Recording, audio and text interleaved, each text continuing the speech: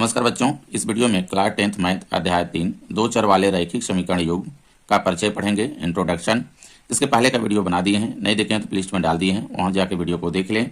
पुरानी भी वीडियो है प्लेलिस्ट में, उसको भी देख सकते हैं। चलिए देखिए इंट्रोडक्शन, इसमें क्या हमको पढ़ना है, ठीक है, कैसे क्या होता है इसके बारे में थोड़ा समझते हैं।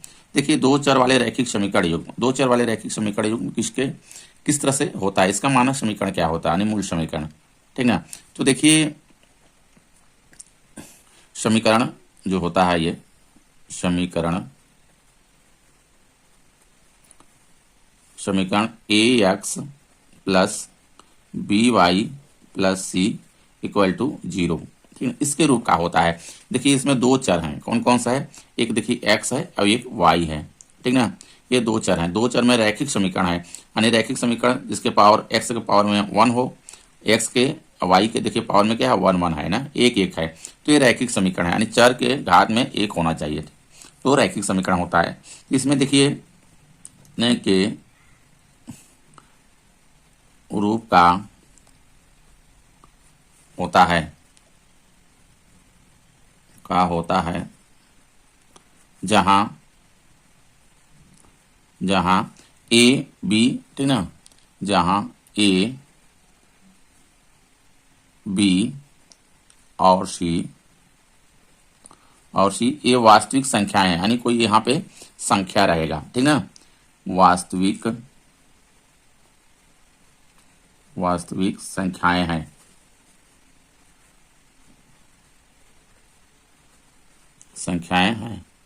ठीक ना, समझ में आ रहा है। और देखिए इसमें ए जो है 0 नहीं होना चाहिए, बी 0 नहीं होना चाहिए। अगर ये देखिए 0 हो जाएगा तो दो चर में रैखिक समीकरण नहीं बनेगा।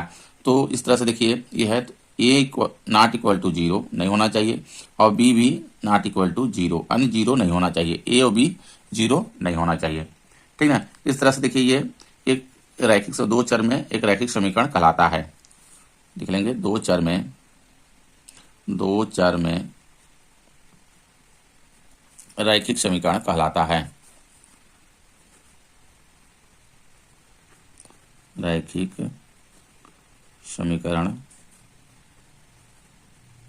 कहलाता है, ठीक ना। ये हो गया मेरा, तो इसका देखिए मूल समीकरण मेरा ये होता है। अब इसमें देखिए दो चर में दो रैखिक समीकरण अगर हैं तो इसके देखिए, क्योंकि देखिए इसमें हमेशा दो समीकरण दिया रहेगा, सॉल्व करने के लिए क्या दिया रहेगा, दो समीकरण दिया रहेगा। यहाँ समझिए दूसरे में दो चरों में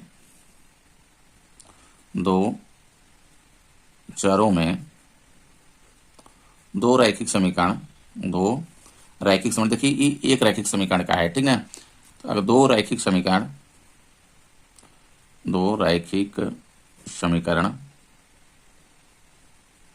है तो देखिए इस तरह से दो रैखिक समीकरण लेते हैं, तो देखिए हो जाएगा a1x धन ए हो जाएगा b1y और c1 इक्वल टू 0। ये देखिए एक रैखिक समीकरण हो गया। और दूसरा देखिए लेते हैं a2x धन b2y धन c2 इक्वल टू 0।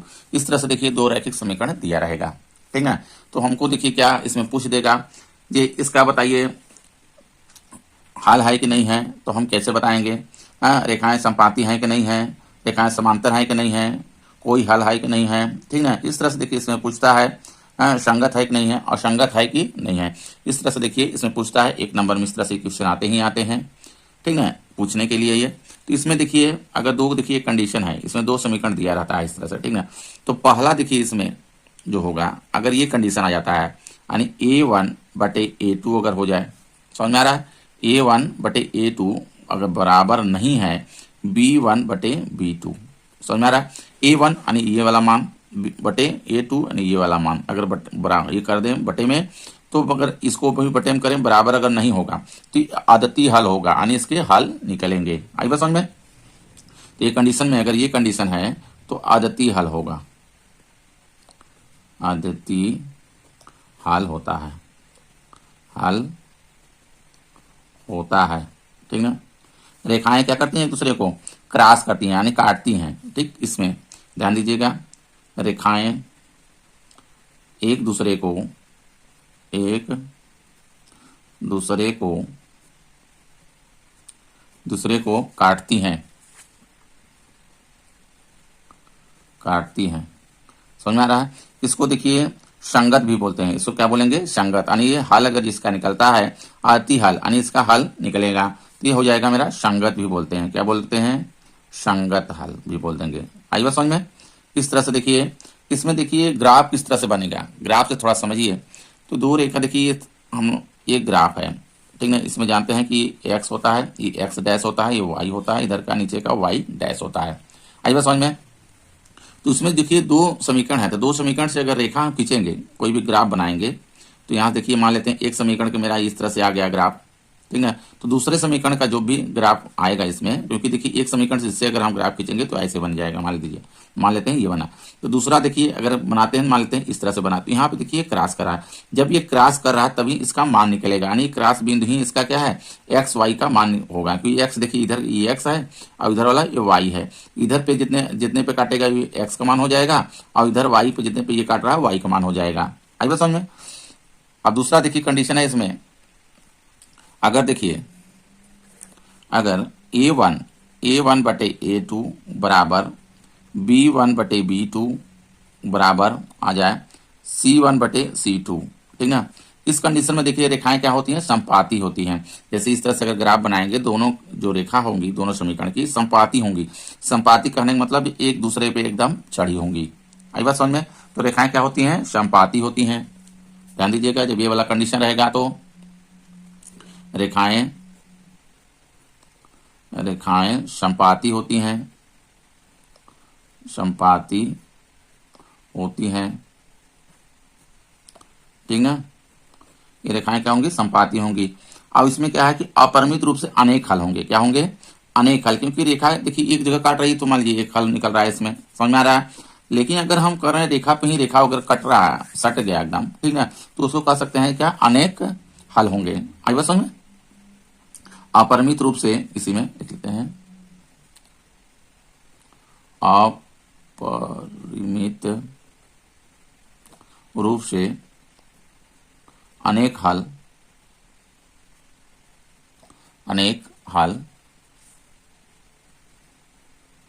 होंगे, ठीक ना, अनेक हल होंगे।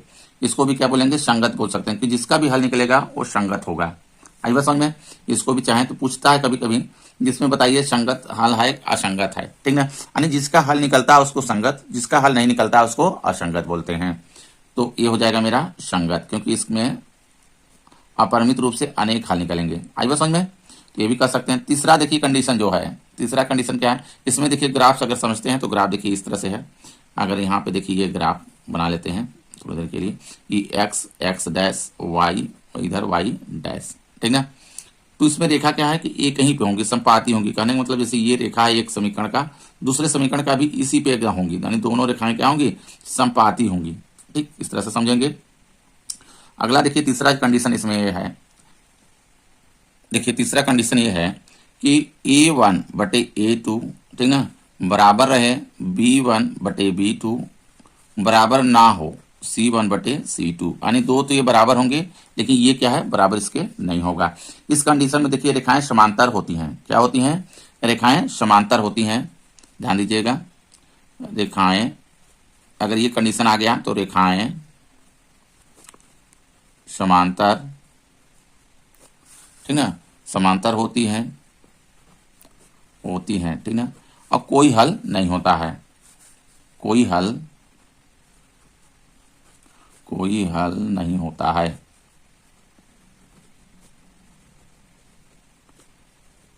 ठीक है, समझ में आ रहा है। तो इसमें देखिए कोई हल नहीं होगा, इसको असंगत भी बोलते हैं। क्या बोलेंगे, कोई हल नहीं है इसका, असंगत, असंगत भी कह देंगे, ठीक ना। इसको देखिए ग्राफ से थोड़ा समझिए। देखिए रेखाएं क्या है, समांतर है। दो रेखाओं से अगर ये देखिए ग्राफ बन रहा, इस तरह से ग्राफ बनता है, ठीक है। तो ये x हो गया, ये x डैश हो गया, इधर ये y हो गया, ये y डैश हो गया।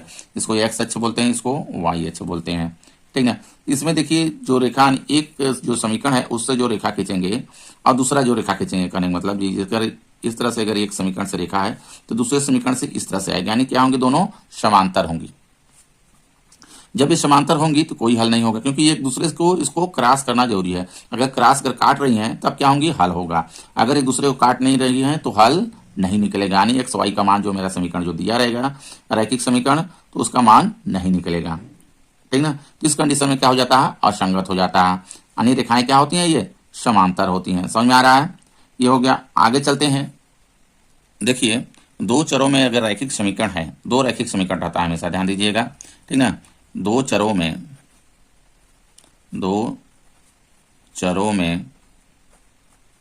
दो रैखिक समीकरण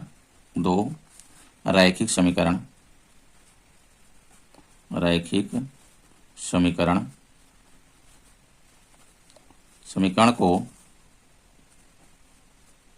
निम्न प्रकार से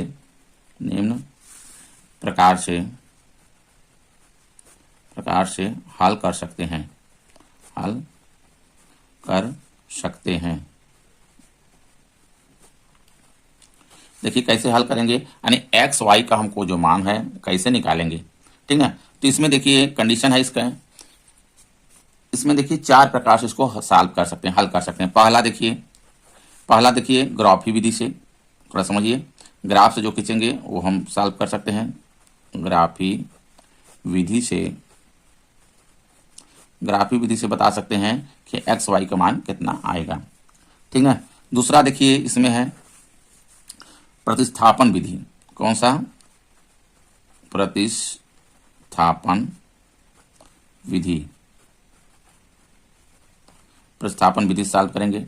तीसरा इसमें विलोपन विधि से सॉल्व कर लेंगे। ठीक। ये देखिए जो लास्ट है चौथा, ये है वज्र गुणन विधि।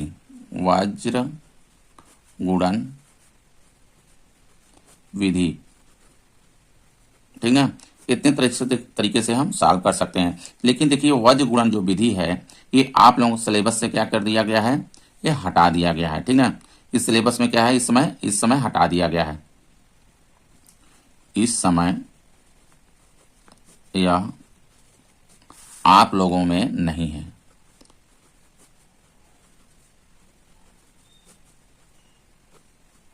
लोगों में नहीं है। आई बात समझ में, यानी इसको हमको नहीं पढ़ना है। अब ये देखिए तीन तरीके से ये पढ़ना है। तो यहाँ पे देखिए जो ग्राफी विधि है, ये जो ग्राफ से है, ठीक है, ये ग्राफी विधि ग्राफ में बताएंगे, जब क्वेश्चन आएगा तो बता देंगे सॉल्व करने के लिए किस तरह से सॉल्व किया जाएगा। प्रतिस्थापन विधि, विलोपन विधि अभी समझ लेते हैं कैसे सॉल्व होगा। ठीक है। तो देखिए अगर इसमें हम दो समीकरण ले लें, प्रतिस्थापन विधि से सॉल्व करते हैं। पहले देखिए प्रतिस्थापन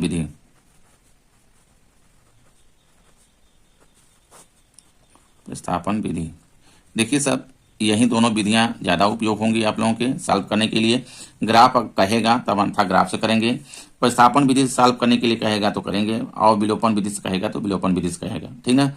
अगर कोई भी विधि नहीं कर रहा सॉल्व करने के लिए तो सिर्फ हम विलोपन विधि लगाएंगे। क्या लगाएंगे, विलोपन विधि से ही सॉल्व करेंगे। आई बात समझ। तो इसमें देखिए ले लेते हैं समीकरण, ले लेते हैं। जैसे देखिए क्योंकि दो रैखिक समीकरण चाहिए, दो रैखिक समीकरण देखिए यहाँ पे ले लेते हैं। देखिए एक्स धन वाई बराबर 5, ये आप लोगों में ही क्वेश्चन है वहीं से ले लिया गया है। ये हो गया एक रैखिक समीकरण। दूसरा देखिए ले लेते हैं एक्स ऋण वाई, ठीक है, बराबर है ये 8 है। समझ में आ रहा है। देखिए इसी के रूप में है ये, देखिए ध्यान दीजिएगा, ए एक्स प्लस देखिए b Y plus C equal to 0, इसके रूप में है कि नहीं है देख लीजिए थोड़ा। एक्स धन वाई है, देखिए एक्स है, ये एक्स का गुणांक कितना है यहाँ पे ए है, इसमें कितना है 1 है। वाई गुणांक कितना है यहाँ पे 1 है, वाई ध्यान देखिए बी है। ध्यान दीजिएगा यहाँ पे दो, यहाँ पे अंक हो सकते हैं, ठीक है, गुणा के रूप में यहाँ भी कुछ हो सकता है कम बेसी, कोई दिक्कत नहीं। अभी आगे क्वेश्चन कराएंगे तो समझ में आ जाएगा। अब ये देखिए जो सी वाला है, सी वाला इधर ना हो के इस साइड है, किधर है, इस साइड, ये इस साइड भी हो सकता है, कोई दिक्कत नहीं, इस साइड रहेगा तो माइनस में 5 रहता है। तो इस तरह से देखिए 2 है, इसको हम समीकरण 1 बना लेते हैं, इसको समीकरण 2 बना लेते हैं। ठीक है।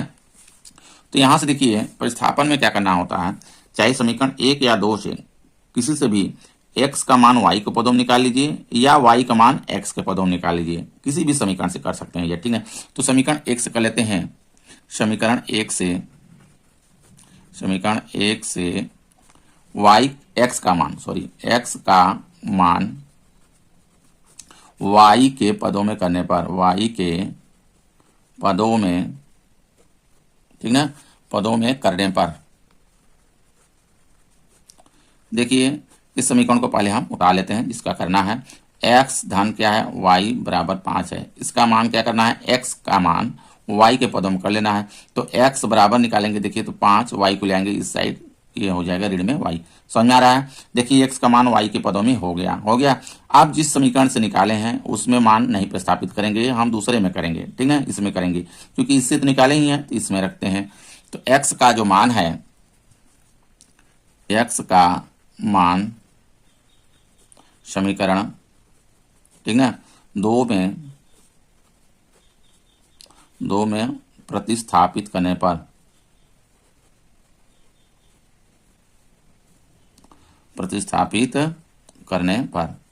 समझ में आ रहा है, ठीक ना। तो दूसरा समीकरण हम पहले उतार लेते हैं।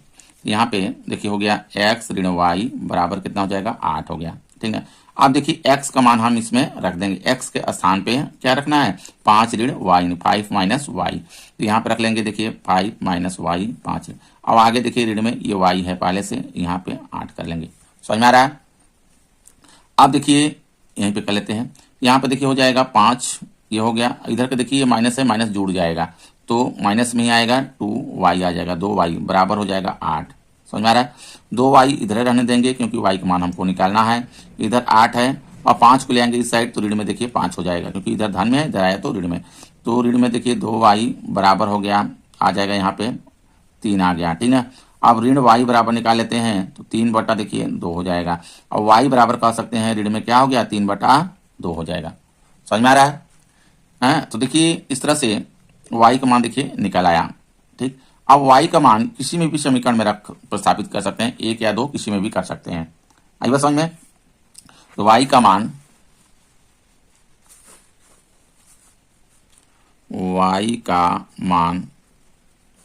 समीकरण 1 में कर लेते हैं, ठीक है। 1 में प्रतिस्थापित करने पर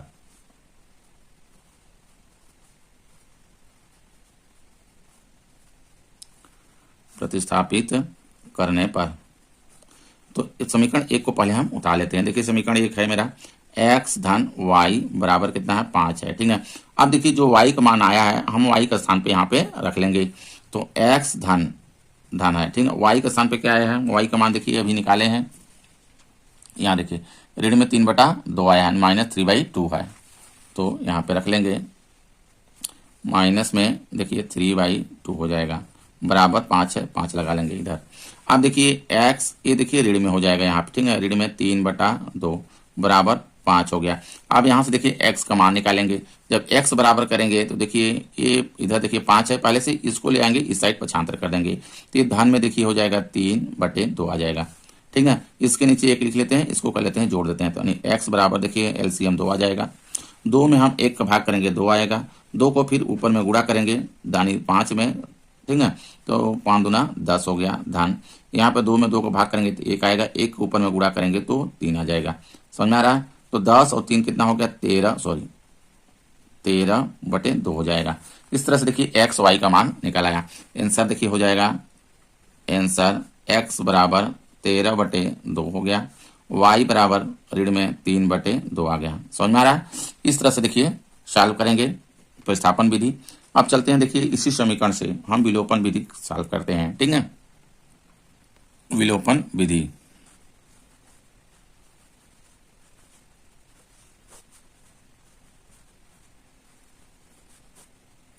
इसी समीकरण को विलोपन विधि सॉल्व करते हैं। देखिए है समीकरण था x धन y बराबर 5, ठीक है, x ऋण y बराबर 8, ये समीकरण।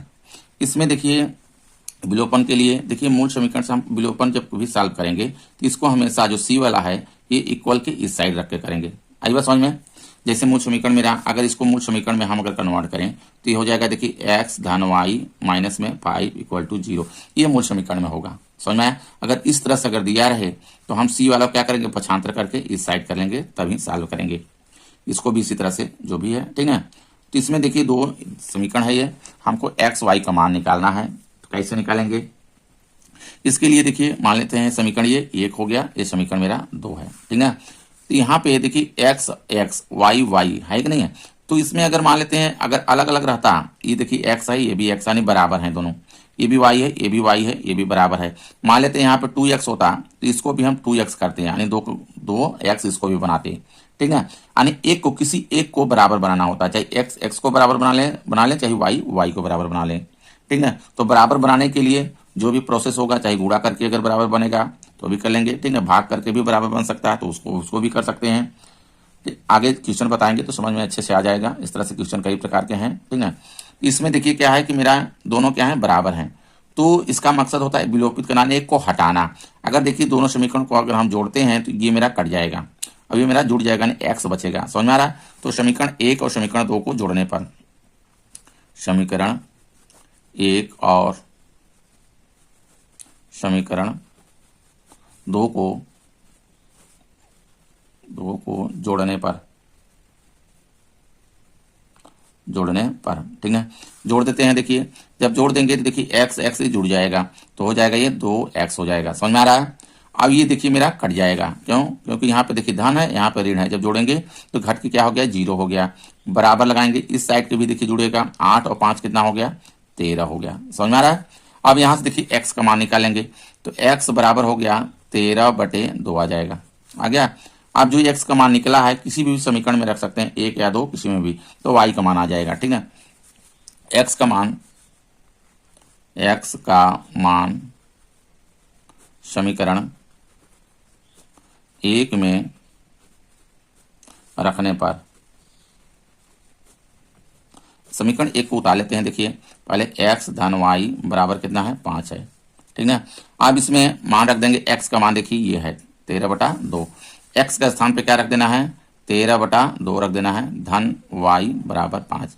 अब देखिए y बराबर निकालेंगे तो इधर देखिए 5 है, इसको ले आएंगे पक्षांतर कर देंगे इस साइड बराबर के, तो इधर देखिए धन में है, इधर आएगा तो ऋण में 13/2 हो जाएगा।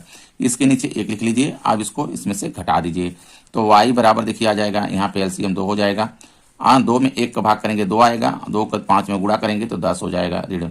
अब 2 में 2 को भाग करेंगे तो 1 आएगा, 1 को ऊपर में गुणा करेंगे तो 13 आ जाएगा। समझ में आ रहा है? तो y बराबर यहाँ देखिए 10 में से ऋण 13 है, तो बड़े में से घटाइए 10 को, छोटे वाला को, और बड़े वाला को चिन्ह लगा देंगे। हमेशा देखिए ध्यान दीजिएगा, ये देखिए माइनस क्या है, बड़ा है, तो बड़ा वाला बचेगा, ऋण में 3/2 हो गया। इस तरह से देखिए ये y का भी मान आ गया, यानी कह सकते हैं आंसर कितना हो गया, x बराबर देखिए आ गया 13/2, ये जो मान निकल गया है ये x का मान हो गया यहाँ पे। और y का मान देखिए, y का ऋण 3/2। इस तरह से देखिए सॉल्व करते हैं, ठीक ना।